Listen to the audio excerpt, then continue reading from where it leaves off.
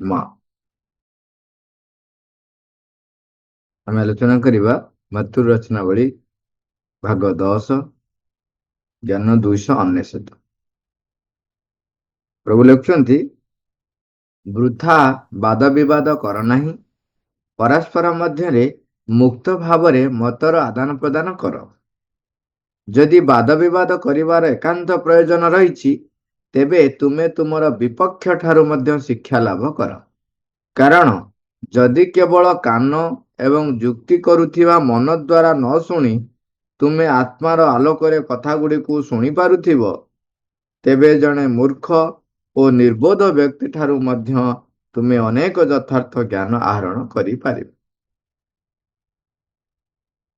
ଏଠି ଜ୍ଞାନ 299ରେ ପ୍ରଭୁ ଲେଖୁଛନ୍ତି, ବୃଥା ବାଦ ବିବାଦ କର ନାହିଁ, ପରସ୍ପର ମଧ୍ୟରେ ମୁକ୍ତ ଭାବରେ ମତର ଆଦାନ ପ୍ରଦାନ କର। ସାଧାରଣତଃ ବ୍ୟକ୍ତି ଯେତେବେଳେ ନିମ୍ନ ମନ ଚେତନାରେ ଥାଏ ବା ତାଠାରୁ ନିମ୍ନରେ ପ୍ରାଣ ଚେତନାରେ ବସବାସ କରୁଥାଏ, ସେତେବେଳେ ସେ ମୁକ୍ତ ଭାବରେ ପରସ୍ପର ଭିତରେ ମତର ଆଦାନ ପ୍ରଦାନ କରିପାରନ୍ତି ନାହିଁ। ସେ ଯେତେବେଳେ କେହି ବି କଣ ଯଦି କିଛି ମତର ଆଦାନ ପ୍ରଦାନ କରନ୍ତି, ସେତେବେଳେ ଅନ୍ୟ ଜଣେ ବ୍ୟକ୍ତି ଯଦି ତାଙ୍କ ସହ ସହମତ ହୁଏ, ତେବେ ସିଏ କୁହନ୍ତି ଇଏ ମୋ ପକ୍ଷର ଲୋକ। ଯଦି ତାଙ୍କ ମତ ଠାରୁ କିଛି ବି ପାର୍ଥକ୍ୟ ହେଲା, ତେବେ ସିଏ କୁହନ୍ତି ଇଏ ମୋ ବିପକ୍ଷର ଲୋକ, ଇତ୍ୟାଦି ଇତ୍ୟାଦି କଥା। ସବୁବେଳେ ବିରୋଧ କିମ୍ବା ସପକ୍ଷ ଏ ଦୁଇଟି ଭାଷା ହିଁ ବୁଝନ୍ତି।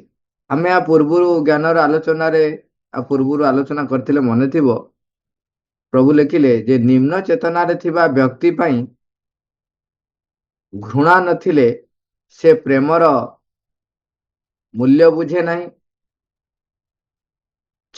ଖରା ନଥିଲେ ଛାଇର ମୂଲ୍ୟ ବୁଝେ ନାହିଁ।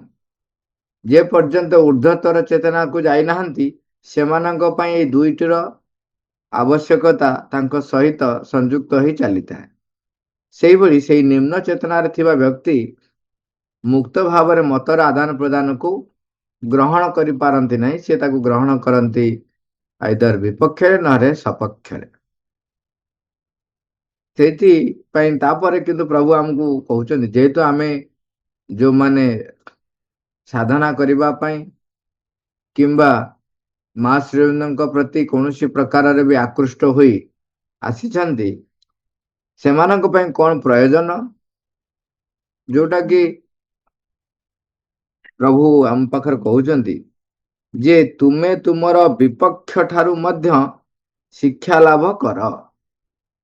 କାରଣ ଯଦି କେବଳ କାନ ବା ଯୁକ୍ତି କରୁଥିବା ମନ ଦ୍ୱାରା ନ ଶୁଣି ତୁମେ ଆତ୍ମାର ଆଲୋକରେ କଥା ଗୁଡ଼ିକୁ ଶୁଣି ପାରୁଥିବ, এইটা হচ্ছে ଗୁରୁତ୍ୱପୂର୍ଣ୍ଣ କଥା।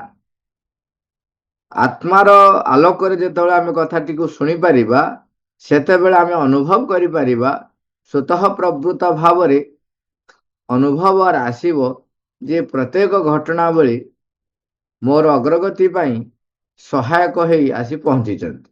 ତେଣୁ ସେତେବେଳେ ଜଣେ ମୂର୍ଖ ଏବଂ ନିର୍ବୋଧ ବ୍ୟକ୍ତି ଠାରୁ ମଧ୍ୟ ଆମେ ଜ୍ଞାନ ଆହରଣ କରିପାରିବା। ଆମେ ମନେ ପକେଇବା, ସାଧାରଣ ବ୍ୟକ୍ତିମାନଙ୍କ ପାଇଁ ମଧ୍ୟ ଗୁରୁ ଅବଧୂତ, ଯିଏ ଯେଉଁମାନେ ସତ୍ୟର ଅନୁସନ୍ଧିତ୍ସୁ ଥାନ୍ତି, ସେମାନଙ୍କୁ ଆମର ସନାତନ ଧର୍ମରେ ସାଧାରଣତଃ ସାଧୁ, ମୁନି, ଋଷି ଏହି ପ୍ରକାରର ଏକ ବିଶ୍ଳେଷଣ ତାଙ୍କୁ ଦେଇଥାଏ ଏବଂ ତାଙ୍କୁ ସମ୍ମାନ କରେ। ତେଣୁ ଯେତେବେଳେ ଅବଧୂତ କହୁଛନ୍ତି, ସିଏ ତାଙ୍କର 24 ଜଣଙ୍କୁ ଗୁରୁ କରିଥିଲେ ବୋଲି ସେ ବର୍ଣ୍ଣନା କରିଛନ୍ତି।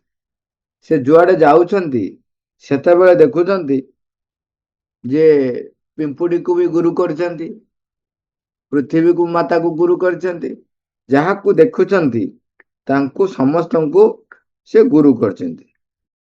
ସେ ପୃଥିବୀ, ବାୟୁ, ଆକାଶ, ଜଳ, ଅଗ୍ନି, ଚନ୍ଦ୍ର, ସୂର୍ଯ୍ୟ, ଗୋଟେ ସାମାନ୍ୟ ଆମ ଧାରାରେ, ଆମ ଭାବନାରେ ଗୁଗୁଲି ପକ୍ଷୀ, ସାପ, ଅଜଗର ସାପ, ସମୁଦ୍ର, ତିତଲି ବା ପତଙ୍ଗ ବା ପ୍ରଜାପତି, ମହୁମାଛି, ହାତୀ, ଇ ହରିଣ ଏବଂ ମାଛ, ଗୋଟେ ଯାହାକୁ ସମାଜ ଘୃଣା କରେ, ବେଶ୍ୟା, ତା ନାଁ ପିଙ୍ଗଳା ବେଶ୍ୟା।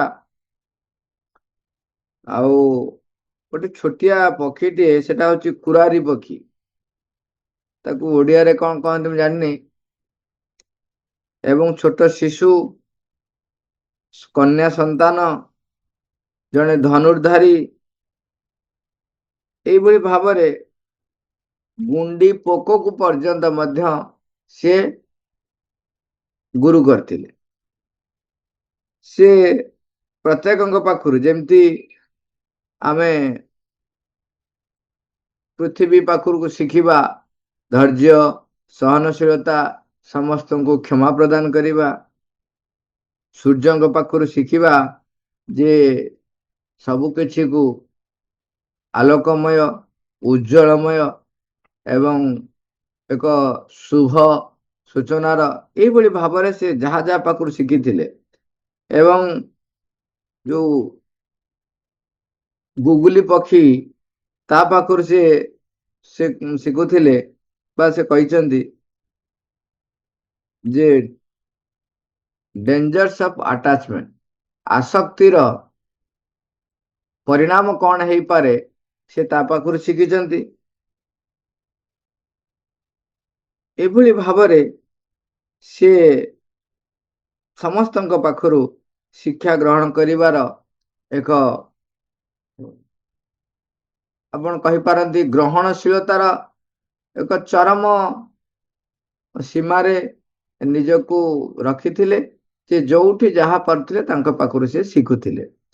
ସାଧାରଣ ମନୁଷ୍ୟ ଭାବରେ ଯଦି ସମସ୍ତଙ୍କ ପାଖରୁ ଶିଖି ହେବ, ଯେତେବେଳେ ଆମେ ଆଧ୍ୟାତ୍ମିକ ପଥରେ ଯିବା ପାଇଁ ସଂକଳ୍ପ କରିଛନ୍ତି, ତେବେ ଆମ ପାଇଁ ଏହା ଅନିବାର୍ଯ୍ୟ ହୋଇ ଉଠେ ଯେ ଆମେ ସମସ୍ତଙ୍କ ପାଖରୁ ଶିଖିବାର ଅଛି, ଗ୍ରହଣ କରିବାର ଅଛି, ସେଇଗୁଡ଼ିକ ଯୋଉଗୁଡ଼ିକ ଆମକୁ ଆଧ୍ୟାତ୍ମିକ ପଥରେ ଅଗ୍ରଗତିରେ ସାହାଯ୍ୟ କରିବ, ଭଗବାନଙ୍କ ଆଡ଼କୁ ନେଇଯିବାରେ, ପରମଙ୍କୁ ପରିପ୍ରକାଶ କରିବାରେ ସାହାଯ୍ୟ କରିବ। ସେଥିପାଇଁ ଆମେ ଯୋଉ ଗୂଢ଼ କଥାଟି ପ୍ରଭୁ କହିଲେ ତାଙ୍କୁ ଭୁଲିବା ନାହିଁ, ଯେ ଆତ୍ମାର ଆଲୋକରେ ଯଦି ଆମେ କଥା ଶୁଣି ପାରୁଥିବା, ତେବେ ଶତ୍ରୁ, ମୂର୍ଖ ଆଉ ନିର୍ବୋଧ ବ୍ୟକ୍ତି ମଧ୍ୟ, ତାଙ୍କଠାରୁ ମଧ୍ୟ ଆମେ ଅନେକ ଯଥାର୍ଥ ଜ୍ଞାନ ଆହରଣ କରିପାରିବା। ଯେତେବେଳେ ଶ୍ରୀରାମ ଲକ୍ଷ୍ମଣ ଯୁଦ୍ଧ ଚାଲିଥିଲା, ସେ ସମୟରେ ଶ୍ରୀରାମଙ୍କ ବାଣରେ ନିହତ ହେଇନାହାନ୍ତି, ବାଣରେ ଆହତ ହେଇକି ପ୍ରାଣବାୟୁ ଛାଡ଼ିବା ପୂର୍ବରୁ ରାବଣ ଯୁଦ୍ଧ କ୍ଷେତ୍ରରେ ଭୂପତିତ ହେଇଛନ୍ତି। ସେତେବେଳେ ଶ୍ରୀରାମ ଲକ୍ଷ୍ମଣଙ୍କୁ ପଠାଉଛନ୍ତି, ଯାଅ ତାଙ୍କ ପାଖରୁ ରାଜନୀତି କିଛି ଶିଖିକରି ଆସ। ସେଠି ଲକ୍ଷ୍ମଣଜୀ କହୁଛନ୍ତି ପ୍ରଭୁଙ୍କୁ ଯେ ତୁମେ ଥାଉ ଥାଉ ମୁଁ କାହିଁକି ଆଉ କାହା ପାଖକୁ ଯିବି ଶିକ୍ଷା ଗ୍ରହଣ କରିବା ପାଇଁ? ତୁମେ ତ ମୋର ସର୍ବେ ସର୍ବା। ତୁମ ପାଖରେ କୋଉ ଜ୍ଞାନର ଭଣ୍ଡାର ଅଭାବ ରହିଛି ଯେ ମୁଁ ଯିବି ଦ୍ୱିତୀୟ କାହା ପାଖକୁ? ତାହା ପୁଣି ଏଭଳି ଏକ ରାଜା। ତା ଦୃଷ୍ଟିକୋଣ, ତାଙ୍କ ଦୃଷ୍ଟିକୋଣରୁ ସେହି ସମୟରେ ଆମେ ସମସ୍ତେ ବି, ଯେ ଜଣେ ଯିଏ ପର ନାରୀ ଅପହରଣ କରିଛି ଏବଂ ସମଗ୍ର ପ୍ରଜାମାନଙ୍କୁ ଯୁଦ୍ଧର ଭୟାବହତା ଭିତରକୁ ଠେଲି ଦେଇଛି, ସେ ପ୍ରକାରର ରାଜା ପାଖକୁ ମୁଁ କଣ ଯିବି ରାଜନୀତି ଶିଖିବା ପାଇଁ? କିନ୍ତୁ ଶ୍ରୀରାମ କହୁଛନ୍ତି ତମେ ଥରେ ଯାଇକି ଦେଖ। ବର୍ଣ୍ଣନା ହିସାବରେ, ବର୍ଣ୍ଣନାରେ କେତେ କଥା କୁହାଯାଇଛି, ମୁଁ କେବଳ ଶେଷ କଥାଟି କହିବି। ଶେଷକୁ ଯେତେବେଳେ ଲକ୍ଷ୍ମଣଜୀ ଯାଇକି ରାବଣଙ୍କ ପାଖରେ ପହଞ୍ଚନ୍ତି ଏବଂ ତାଙ୍କୁ କହୁଛନ୍ତି ଭାଇ ପଠେଇଛନ୍ତି ଆପଣଙ୍କ ପାଖରୁ ଶିକ୍ଷା ଗ୍ରହଣ କରିବା ପାଇଁ, ଏଇଟା ହଉଛି ଜଣେ ଯେତେବେଳେ ଜିଜ୍ଞାସୁ ଭାବ ରଖେ ସେତେବେଳେ ସିଏ ଯେକୌଣସି ବ୍ୟକ୍ତିଙ୍କ ପାଖରୁ ମଧ୍ୟ ବା ଯେକୌଣସି ବସ୍ତୁ ପାଖରେ ଯେକୌଣସି ଜୀବ ପାଖରୁ ମଧ୍ୟ ଶିକ୍ଷା ଗ୍ରହଣ କରିପାରିବ। କାରଣ ସବୁ ବସ୍ତୁ ସବୁ ଜୀବ ଭିତରେ ଯୋଉ ପରମଙ୍କର ପରିପ୍ରକାଶ ଆତ୍ମା ରୂପରେ ରହିଛନ୍ତି, ସିଏ ଯୋଉଭଳି ଭାବରେ ପରିପ୍ରକାଶ କରିବାକୁ ଆସିଥିଲେ ସେ ସେଇ ପ୍ରକାର ରୂପ ଗ୍ରହଣ କରିଛି, ସେଇ ପ୍ରକାର ପରିପ୍ରକାଶ କରିଛି। କିନ୍ତୁ ଅନ୍ତର୍ନିହିତ ସତ୍ୟଟି ତାଙ୍କ ଭିତରେ ଲୁକାୟିତ ରହିଛି। ଏ ହେଲା ପ୍ରଥମ କଥା। ଦ୍ୱିତୀୟ କଥା ହେଲା ସିଏ କିଛି ନା କିଛି ପ୍ରଭୁଙ୍କର ପରମଙ୍କର ପ୍ରକାଶ କରୁଛନ୍ତି, ଯାହା ମୋର ଶିଖିବାର ଅଛି ନିଶ୍ଚୟ। ଏବେ ଜଣେ ପିଲାଟିଏ କହୁଥିଲା ଯେ ଭାଇ, ଯେତେବେଳେ କୌଣସି ଏକ ଚଳଚ୍ଚିତ୍ରରେ ଜଣେ ଖଳନାୟକ ସର୍ବ ସମ୍ମୁଖରେ ବ୍ୟକ୍ତିକୁ ହତ୍ୟା କରୁଛି, ସିଏ ଆମକୁ କଣ ଶିଖଉଛି? ଆଉ ଗୋଟେ ପିଲାଟେ କହୁଛି, ଭାଇ କଣ ଏତିକି ସେ ଜାଣିପାରୁନି? ସର୍ବ ସମ୍ମୁଖରେ ସେ ହତ୍ୟା କରୁଛି ମାନେ ସେ ଶିଖଉଛି ଯେ ଭୟ ସମସ୍ତଙ୍କ ଭିତରେ, ସେ ଭୟ ସଞ୍ଚାର କରିବାକୁ ଚେଷ୍ଟା କରୁଛି ଏବଂ ଅନ୍ୟମାନଙ୍କର ଭୟ ସଞ୍ଚାର ହେଲେ ହିଁ ସିଏ ତାର ପ୍ରତିଷ୍ଠାକୁ ପ୍ରତିଷ୍ଠିତ କରିପାରିବ। ଯେତେବେଳେ ଜଣେ ଭୟଶୂନ୍ୟ ହେଇଯିବ ସେତେବେଳେ ଆଉ ଅହଙ୍କାର ନିଜକୁ ପ୍ରତିଷ୍ଠିତ କରିପାରିବ ନାହିଁ। ଏଇଭଳି ଭାବରେ ଆଲୋଚନା ଭିତରେ ଯୋଉ କଥାଟି ଆସିଲା, ଆମେ ଟିକେ ତାକୁ ଆଉ ଟିକେ ଆମ ଭାଷାରେ ବୁଝିବାକୁ ଚେଷ୍ଟା କରିବା। ଯେତେବେଳେ ଜଣେ ଅହଂରେ ପ୍ରବୃତ୍ତ ହୁଏ ସେତେବେଳେ ସିଏ ସାଧାରଣ ସମାଜରେ ବା ସମସ୍ତଙ୍କ ପାଖରେ ନିଜକୁ ପ୍ରତିଷ୍ଠିତ କରିବା ପାଇଁ ଯେକୌଣସି ନିମ୍ନ ଚେତନାକୁ ସେ ଖସି ଯାଇପାରେ, ଯେକୌଣସି କାର୍ଯ୍ୟ କରିପାରେ ନିଜକୁ ପ୍ରତିଷ୍ଠିତ କରିବା ପାଇଁ। ସେହି ସମୟରେ ଯିଏ ପୂର୍ଣ୍ଣ ବିଶ୍ୱାସ ନିର୍ଭରତା ରଖିଥିବ ନିଜର ଅନ୍ତରାତ୍ମା ଉପରେ, ପରମଙ୍କର ଉପରେ, ତେବେ ସିଏ ଯଦି ଭୟଶୂନ୍ୟ ହେଲେ ଏବଂ ଆତ୍ମା ଉପରେ ନିର୍ଭର କରି ବଞ୍ଚିବା ଶିଖିଗଲେ, ତେବେ ଅହଂ ସେଠି ଆଉ ତିଷ୍ଠି ପାରିବ ନାହିଁ, ତାହାର ବିନାଶ ନିଶ୍ଚିତ।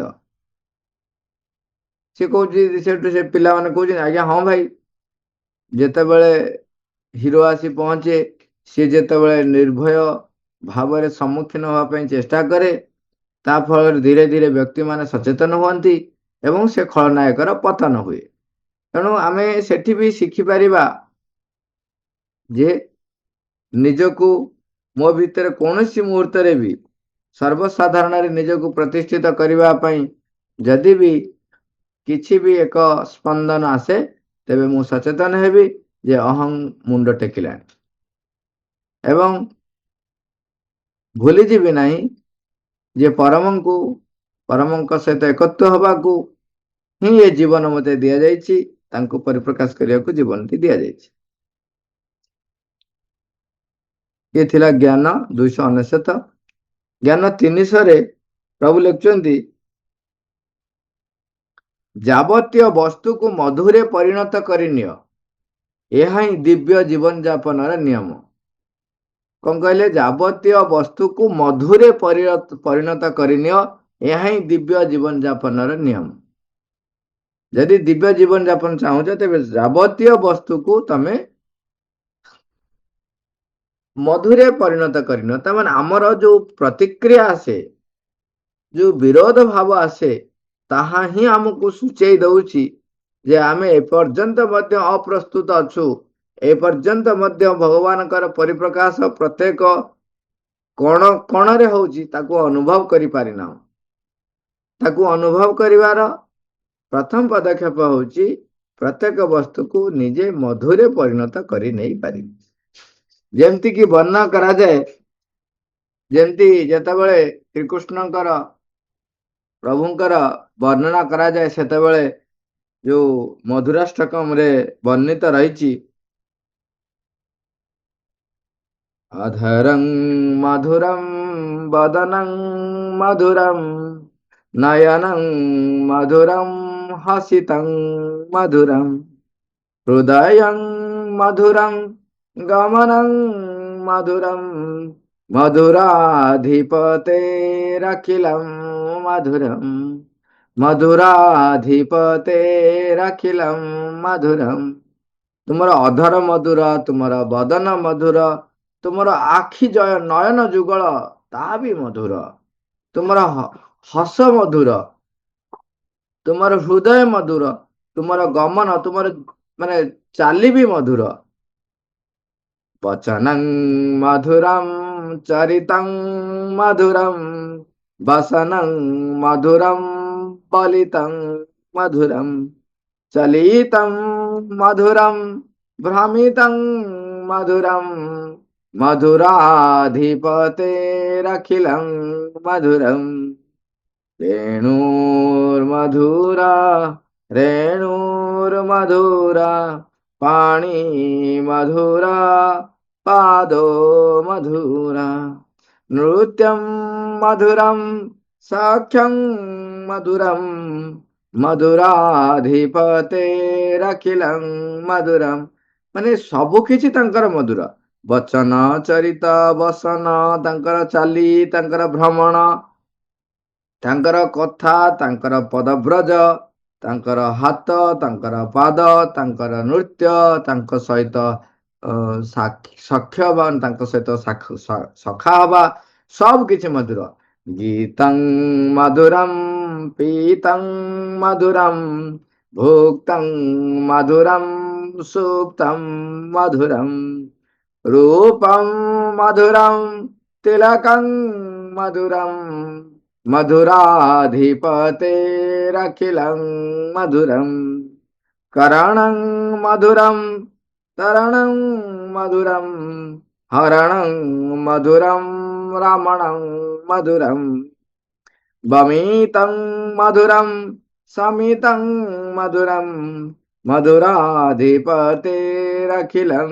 मधुरं गुंजा मधुरा माला मधुरा यमुना मधुरा बीची मधुरा सलीलं मधुरं कमलं मधुरं मधुराधिपतेरखिलं